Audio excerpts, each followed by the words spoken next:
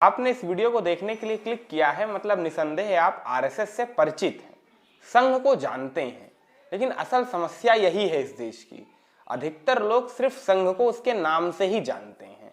RSS माने राष्ट्रीय स्वयंसेवक संघ, एक संगठन है जो पर्दे के पीछे से राजनीति करने वाला सबसे बड़ा संगठन है। इस देश की राजनीति को समझने वाले या राजनीति करने वाले लोगों को आप दो खांचों में बांट सकते हैं, एक वो जो आरएसएस को पसंद करते हैं और एक वो जो आरएसएस को नापसंद करते हैं। समस्या दोनों के साथ है।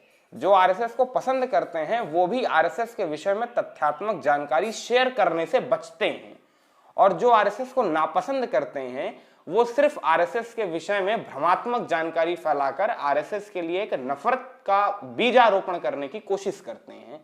तो इन दोनों वजहों से भारत की आम जनता को, जो राजनीति में थोड़ी बहुत रुचि रखती है, संघ के विषय में मूल जानकारी नहीं हो पाती है। केवल हम वही जानते हैं कि संघ का स्वयंसेवक मतलब काली टोपी, हाफ शर्ट, फुल पैंट, पहले हाफ पैंट चलता था अब फुल पैंट हो गया है, और लाठी डंडा लेके निकल पड़े। लेकिन असल में संघ को अगर आप शुरुआत से समझना चाहेंगे तो आपको एक संगठन की इतनी वृहद यात्रा दिखेगी कि एक 11 लोगों के संगठन से शुरू हुआ संगठन आज इस देश के प्रधान सेवक यानी इस देश के प्रधानमंत्री को तैयार करने वाला संगठन बन चुका है। एक ऐसा संगठन जिसकी शुरुआत केवल 11 लोगों ने एक मैदान में खड़े होकर की थी। अपने 95 वर्ष के सार्वजनिक जीवन काल के दौरान 3 बार प्रतिबंधित होने वाला वो संगठन, जिसके बारे में अधिकांश लोगों के मन में संदेह के बीज आज से 20 साल 30 साल पहले तक थे। एक ऐसा संगठन जिसे लोग अछूत संगठन माना करते थे, उस संगठन में कुछ तो ऐसा दम होगा जो 95 वर्ष के बाद आज वो संगठन दुनिया का सबसे बड़ा पर्दे के पीछे से राजनीति करने वाला संगठन है। लेकिन क्या हमें और आपको संघ के विषय में वास्तविक तथ्यात्मक जानकारी है? जवाब है नहीं। इसी नहीं को हाँ में तब्दील करने के लिए हम आपके सामने आरएसएस से जुड़ी हुई तथ्यात्मक जानकारियों की एक सीरीज लाने की तैयारी में हैं। इस वीडियो को देखकर कमेंट सेक्शन में आप मुझे अगली सीरीज के लिए राय दीजिएगा कि किस विषय पे लाएं, और आपकी रुचियों के अनुसार ही मैं विषयों का चयन करके संघ के विषय में तथ्यात्मक जानकारी लाने की पूरी कोशिश करूंगा। आज के इस वीडियो में आपको संघ के पोस्टर बॉय श्री गुरुजी गोलवलकर के बारे में जानकारी देनी है। आप किसी भी आरएसएस वाले से मिल लीजिए जो आरएसएस का वास्तविक संघी होगा। बहुत सारे ऐसे हैं जो सोशल मीडिया पे वर्क्स एट आरएसएस लिख के सीना चौड़ा करके घूम रहे हैं, जिंदगी में शाखा नहीं गए हैं, अपने बगल वाली शाखा जिंदगी में नहीं गए, खाली एक बार गए थे, खो खो खेल के चले आए थे, लेकिन वर्क्स एट आरएसएस का तमगा लगा हुआ है भाई साहब के। तो ऐसे लोगों की बात मैं नहीं कर रहा हूं। जो सच में आरएसएस का संघी है, खाटी वाला, उससे आप पूछिए, उसके आदर्शों में श्री गुरुजी गोलवलकर का नाम जरूर होगा। संघ के पोस्टर बॉय थे भाई। संघ को सबसे बड़े प्रतिबंध के दौर से निकालने वाला वो नेता जिसने संघ के इतने अनुषांगिक संगठनों की फौज खड़ी कर दी इस देश में कि उन अनुषांगिक संगठनों के जाल में से निकलते निकलते आप गाहे बगाहे संघ के गलियारे से गुजर ही जाएंगे अपने सार्वजनिक जीवन काल में, चाहे जितनी कोशिश कर लें।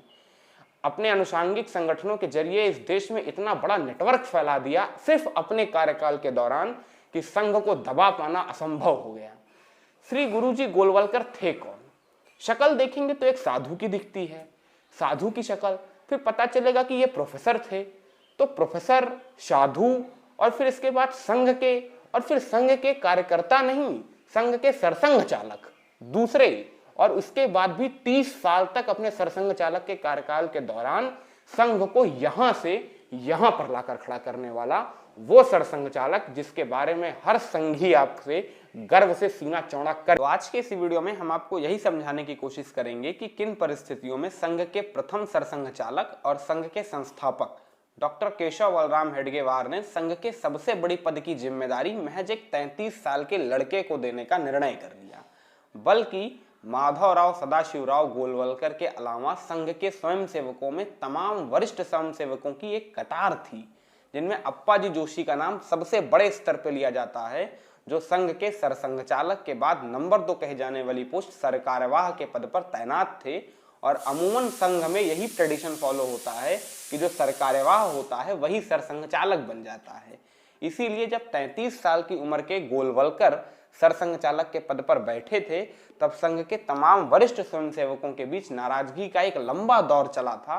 लेकिन वो नाराजगी कैसे खत्म हुई और किन परिस्थितियों को भांपते हुए केशव बलराम हेडगेवार ने माधवराव सदाशिवराव गोलवलकर के कंधों पे सबसे कठिन दौर में संघ की सबसे बड़ी जिम्मेदारी देने का निर्णय लिया, ये समझने की कोशिश अगर आप करेंगे तो आपको थोड़ा सा पीछे चलना पड़ेगा। पीछे चलना इसलिए पड़ेगा, तभी आप उन परिस्थितियों को समझ पाएंगे जिन परिस्थितियों में गोलवलकर की मुलाकात केशव बलराम हेडगेवार से हुई थी। ये 1930-31 का दौर था और ये दौर आते आते संघ के नागपुर वाली शाखा के तमाम स्वयंसेवक जो बाल स्वयंसेवक के तौर पर भर्ती हुए थे, अब देश के तमाम बड़े बड़े कॉलेजों में, बड़ी बड़े विश्वविद्यालयों में पढ़ाई के लिए निकल चुके थे और इन्हीं बाल स्वयंसेवकों के जरिए संघ भी भारत के तमाम प्रदेशों में अपनी उपस्थिति दर्ज करा रहा था। संघ के प्रसार के लिए ये एक मैकेनिज्म नहीं चलता है, संघ के प्रसार के लिए सिर्फ उसका एक प्रचारक काफी होता है जो चलता फिरता संघ के प्रचार का पूरा सिस्टम अपने हाथ में लिए हुए होता है। और संघ के ऐसे ही एक बाल स्वयंसेवक थे प्रभाकर दानी। प्रभाकर दानी जो नागपुर वाली संघ की शाखा से निकलकर बनारस हिंदू विश्वविद्यालय अध्ययन के लिए आए थे और जब बनारस हिंदू विश्वविद्यालय अध्ययन के लिए आए तो उन्हें संघ की दक्षिणपंथी विचारधारा को फैलाने के लिए सबसे सक्रिय और सबसे सक्षम माहौल यहीं पर तैयार मिला। चूंकि मदन मोहन मालवीय भी दक्षिणपंथी विचारधारा के प्रबुद्ध लोगों में से एक कहे जाते थे, जिसकी वजह से बनारस हिंदू विश्वविद्यालय संघ की सबसे उर्वर जमीन बनकर उभरा। प्रभाकर दानी ने बनारस हिंदू विश्वविद्यालय में ही शाखाओं का आयोजन करना शुरू किया। संघ की शाखाओं में अनुशासन दिलाने के लिए लाठी चलाना और सेल्फ डिफेंस जैसी तमाम तकनीकों का बड़े स्तर से प्रचार प्रसार और उनका प्रशिक्षण कराया जाता था, जिसकी वजह से बनारस हिंदू विश्वविद्यालय के बहुत सारे लड़के लगातार संघ की इन शाखाओं से जुड़ते चले गए और बीएचयू में संघ धीरे धीरे पॉपुलराइज होने लगा। इसी बीच प्रभाकर दानी ने अपने एक प्रोफेसर से, जो उनके पसंदीदा प्रोफेसर हुआ करते थे, उनसे संघ की शाखा में चलने का अनुमोदन किया। ये प्रोफेसर थे जूलॉजी विभाग के एचओडी यानी प्राणी विज्ञान विभागाध्यक्ष माधवराव सदाशिवराव गोलवलकर, जिनको दर्शन शास्त्र पर भी बड़ी अच्छी पकड़ हासिल थी। इसीलिए बीएचयू में साइंस विभाग के साथ साथ आर्ट विभाग के भी अध्यक्ष के तौर पर यही कार्य किया करते थे, ऐसा संघ के स्वयंसेवक दावा करते हैं। लेकिन बनारस हिंदू विश्वविद्यालय की अगर आप संस्थागत आंकड़ों का देखेंगे, आकलन करेंगे, तो आपको पता चलेगा कि माधवराव सदाशिवराव गोलवलकर दर्शन शास्त्र की कुछ कक्षाएं आपात परिस्थितियों में लिया करते थे, इसके सिवा और कुछ नहीं था। खैर, प्रभाकर दानी के कहने पे माधवराव सदाशिवराव गोलवलकर संघ की शाखाओं में आने लगे और धीरे धीरे बच्चों को लेक्चर्स भी देने लगे। संघ की शाखा को माधवराव के लेक्चर पसंद आ रहे थे और माधवराव को संघ का अनुशासन पसंद आ रहा था और इस तरीके से गोलवलकर के ही प्रबुद्ध विचारों के कारण बनारस हिंदू विश्वविद्यालय नागपुर के बाद संघ के सबसे बड़े एक्टिव सेंटर के तौर पर उभर चुका था। और यही वो दौर था जब पहली बार डॉक्टर केशव बलराम हेडगेवार बीएचयू के दौरे पर आई। दौरे पे आए तो प्रभाकर दानी ने अपने इन प्रोफेसर महोदय से केशव बलराम हेडगेवार की मुलाकात कराई। जब केशव बलराम हेडगेवार प्रोफेसर साहब से मिले तो वक्ता शैली के बिल्कुल कायल हो गए, क्योंकि इतनी गजब शैली में बोल रहे थे गोलवलकर कि केशव बलराम हेडगेवार को लगा कि यही तो वो आवाज थी जिसकी संघ को दरकार थी, क्योंकि यही तो वो बंदा है जो अपने भाषणों के जरिए युवाओं को संघ से जोड़ कर रखेगा।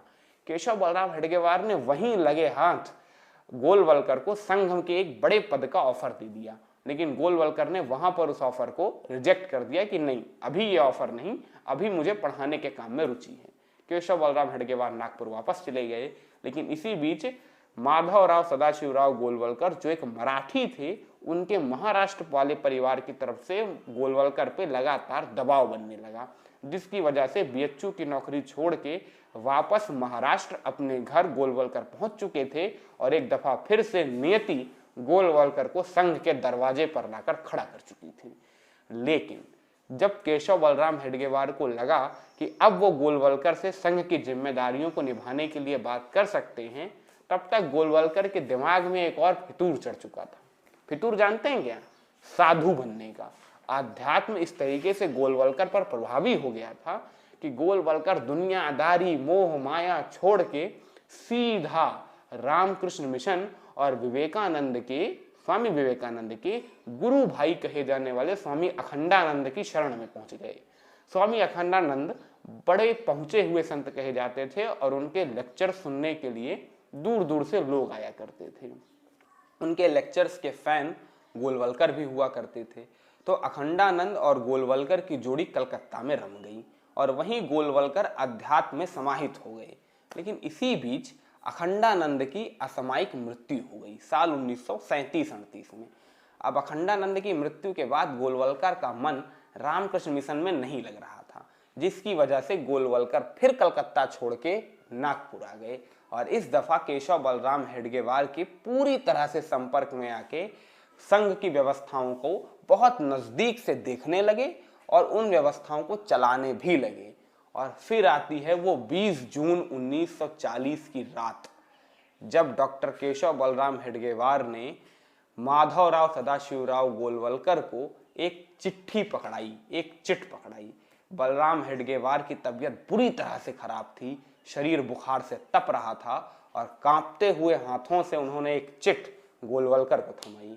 गोलवलकर ने चिट पढ़ी तो उसमें डॉक्टर केशव बलराम हेडगेवार ने स्पष्ट शब्दों में लिखा था कि इसके पहले कि तुम मेरे शरीर को डॉक्टरों के हवाले कर दो, मैं चाहता हूं कि संघ के सबसे बड़े पद यानी सरसंघचालक के पद को तुम ही संभालो, क्योंकि तुम ही इसके काबिल हो और संघ तुम्हारे हाथों में सुरक्षित है।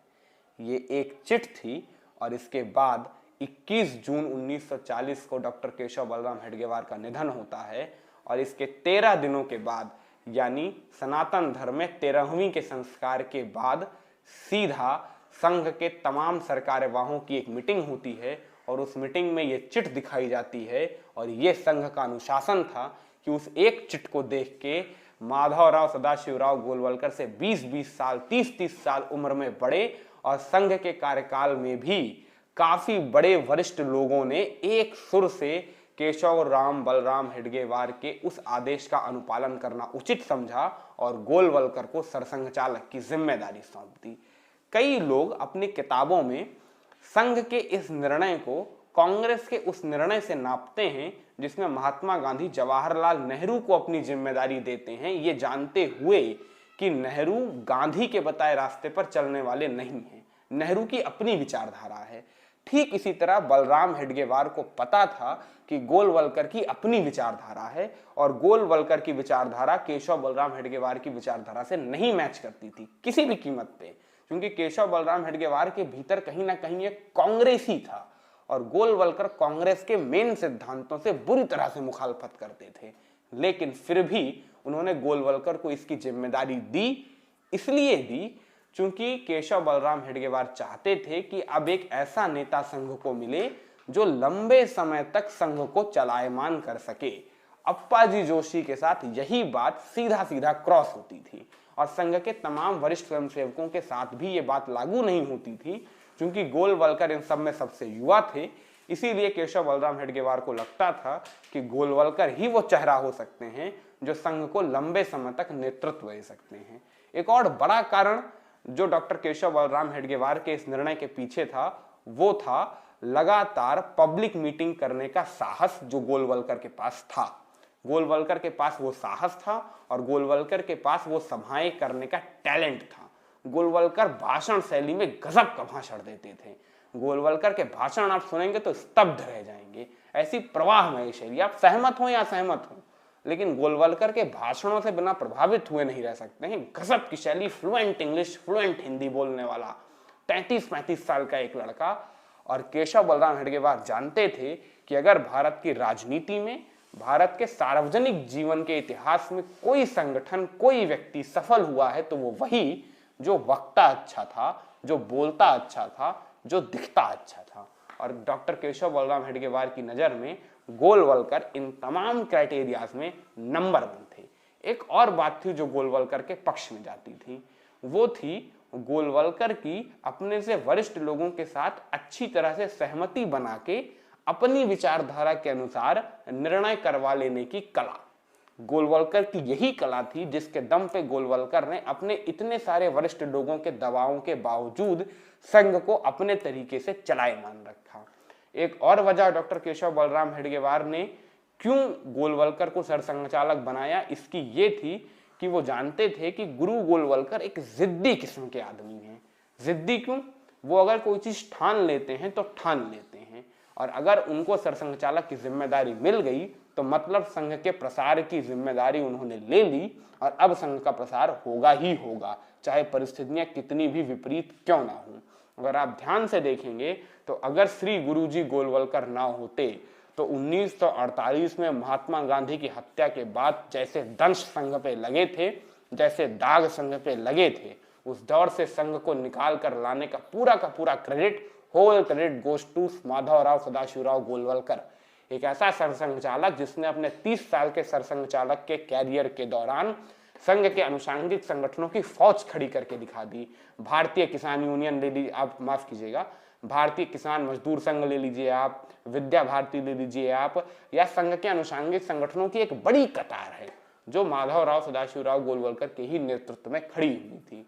तो ये तमाम कारण मैंने आपको समझाने की कोशिश की जिन वजहों से श्री गुरु जी को केवल 33 साल की उम्र में तमाम वरिष्ठ लोगों की उपेक्षा करने के बाद भी डॉक्टर केशव बलराम हेडगेवार ने सरसंघचालक जैसे बड़े पद देने का निर्णय लिया था। संघ पर बना आपको ये वीडियो कैसा लगा कमेंट सेक्शन में लिख के जरूर बताइएगा, और हाँ, संघ के विषय में ऐसी तथ्यात्मक जानकारियों के लिए चैनल को सब्सक्राइब कर लीजिएगा, क्योंकि यहाँ पर आपको ऐसे इंटरेस्टिंग पॉलिटिकल एनेक्डोट्स मिलते रहते हैं।